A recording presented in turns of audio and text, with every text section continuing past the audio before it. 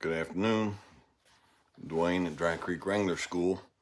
Been getting some stuff done around here. Now we're in between classes and I've got 2 or 3 days of time here. So I want to make a video. I want to read to you again if you'll let me, if you don't mind. This time I'm going to read something from Meditations by Marcus Aurelius.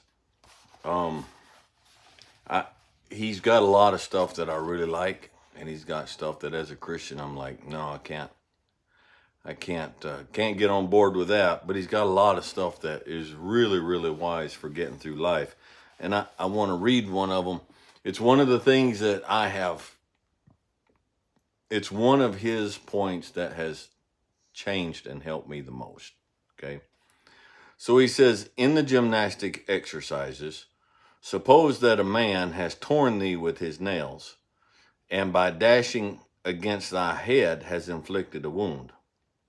Well, we neither show any signs of vexation, nor are we offended, nor do we suspect him afterwards as a treacherous fellow, and yet we are on our guard against him. Not, however, as an enemy, not yet with suspicion, but we quietly get out of his way. Something like this let thy behavior be in all the other parts of life. Let us overlook many things in those who are like antagonists in the gymnasium. For it is in our power, as I said, to get out of the way and to have no suspicion nor hatred. Now I can hear protestations coming from the phone. He's not talking about cowardice. He's not talking about weakness. In fact, quite the opposite. It's incredible strength. He's saying if you're in the gym and you take on an opponent, and that opponent in the course of wrestling scratches you with his nails, slams your head down and gives you a wound on your head, don't take it that this is a treacherous guy, that this guy's just deliberately out there trying to hurt people for the joy of hurting people. Now, he's not saying that that's not the case with the guy. It may be. He's saying for your sake, just don't approach it like that. And what do? You just avoid the guy. You just get out of the way. A violent person, and there's many, many different kinds of violences. Okay, violence is not all physical. A violent person, if you will let them, they have 2 paths of access to hurt you. The one path is the physical, or the verbal, or the legal, whatever it is. And the other path is to wreck your emotions, to keep you angry, to keep you ginned up, to keep you stressed, to keep you fearful, the emotions on the inside.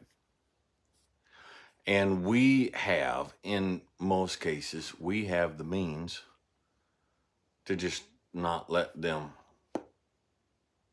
bring that kind of drama and poison into our life at all. First off, we avoid them. I don't need you in my life. I don't need you in my life. Okay, by whatever means, there's been a lot. My wife and I, we had friends one time in Alaska.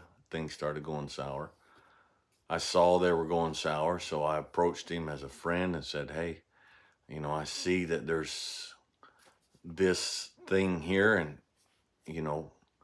I would like to fix it.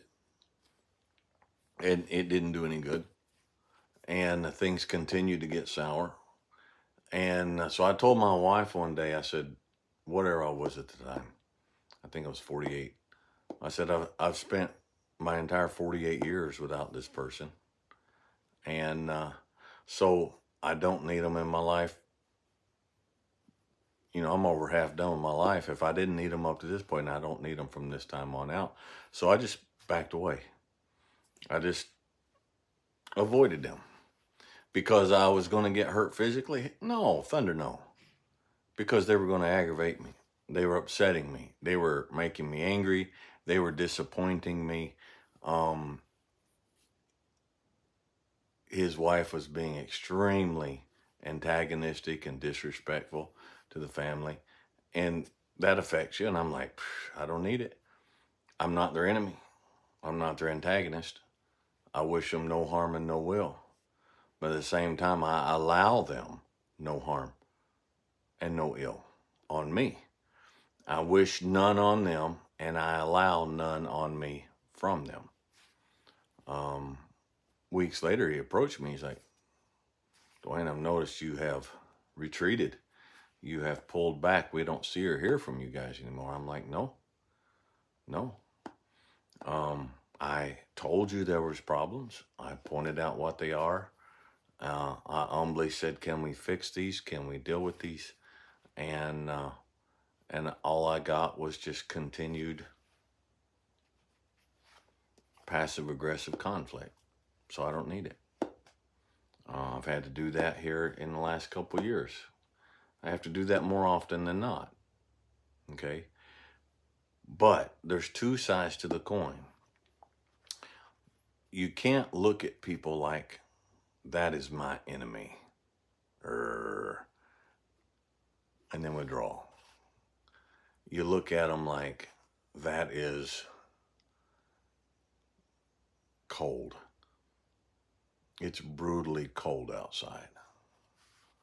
That person represents brutal cold. And I don't want to be cold. I'm not going to take it personal. It's cold to everybody. That is an uncomfortable situation for everybody that comes in contact with it. So what I'm going to do is I'm going to sit in here by the stove. I'm going to have a pipe. I'm going to eat a bowl of warm soup. I'm just not going out. I don't have to go out. I'm not angry. You can't get angry at the weather. The weather doesn't care whether you're angry or not. Being angry at the weather doesn't change the weather. All it does is keep you boiled up and ginned up inside. So you don't get angry at it. You don't get emotional over it. You just shrug and avoid it. Just shrug and avoid it. You don't have control over the behavior and the attitudes and the views of other people. You don't. But you have control over how you respond or how you do not respond. And you cannot give the control to somebody else. You cannot give the control of yourself to somebody else. The book of Proverbs says, a man without, I'm not going to get this quote right, but a man without control over his spirit is like a city without a wall. Back in those days, all the little cities, they all had, defensive walls around them. And Solomon said, a man who can't control his emotions is a man that's wide open to be attacked by everything that comes and goes. It's like a city without a wall. And so, I really wanted to convey this before. Apparently, I didn't convey it as well as I hoped I would and wanted to. But listen,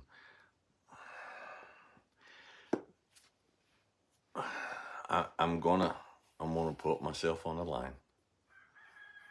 Okay, I'm gonna put myself on the line. I see things that are going to happen. I see people that are being held up really high right now that are not what they seem. They are not inside. They are not how they are portraying themselves. I'm being careful. And that's going to be revealed. Okay, I can see it. I know it. I'm not even going to lay it out here what it is because it's not worth all the spit and the hatred and the vitriol that comes from it. But I'm telling you, it's going to happen. And what should you do about it? Just avoid it. Just avoid it. There's a view today that avoiding things is somehow weak. Oh, it's not. You avoid stuff all the time. Okay, you avoid stuff all the time. You find out you got family members that all have the flu. You don't go over and visit them. You avoid the flu. You hear that, you're on your way to work and your normal route to work is like traffic's backed up for 30 minutes because there's been a wreck, there's been an accident. You avoid it, you take a different route. There's nothing weak about avoiding trouble that you can't change. That you can't change. So just make the application closer to home. Dwayne, why will you not speak more on today's politics? Because it ain't going to change. And I don't need the trouble. So I avoid it. I say, Dwayne, if you don't, how are you going to help us if you don't give your viewpoint, I'm going to help you by giving an example on how to avoid that which you cannot change. You can't change it. Okay.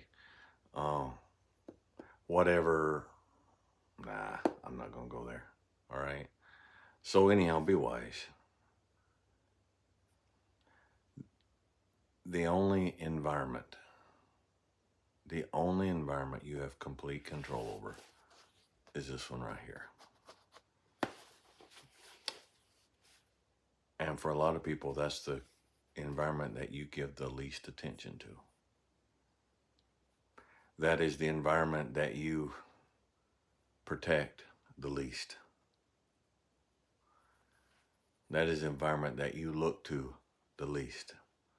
That is the environment that you leave open to every pillager, every emotional pillager, every mental pillager, every spiritual pillager that comes through. Your city has no wall.